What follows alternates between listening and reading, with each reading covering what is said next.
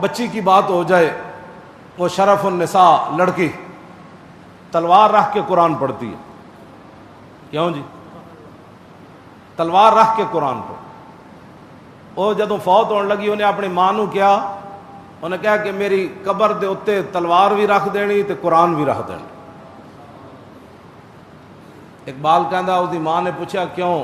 انہیں کہا این دو قوت حافظ یک دیگرن کائنات زندگی را محورن.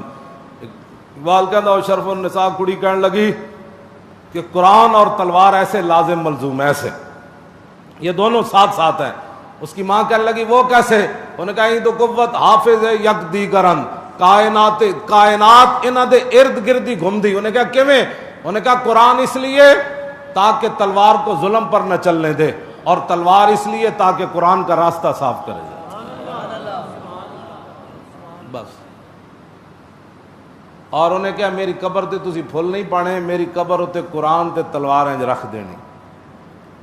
انہوں نے کہا کیوں؟ انہوں نے کہا مومن آرا تیغ با قرآن بس است، تربت مارا ہمیں سامان بس است. انہوں نے کہا مسلمانوں کے لیے قیامت تک دو ہی چیزیں کافی ہیں، ایک قرآن اور دوسری تلوار. کیوں جی؟ اور انہوں نے کہا میری قبر تے پھول نہیں پانے، دو میں چیزیں رکھ دینی. پھر ہے جدو رنجیت سنگھ اے سکھ اے جدو آیا نا، انہیں کیا بھائی یہ کڑی جڑی سی شرف النساء گورنر دی دھی سی تے انہاں کوئی ہیرے جواہرات تے سونا قبر دفن کیتا. انہاں جدو قبر کھیڑی نا تو انہوں قرآن ملیا تے تلوار ملی.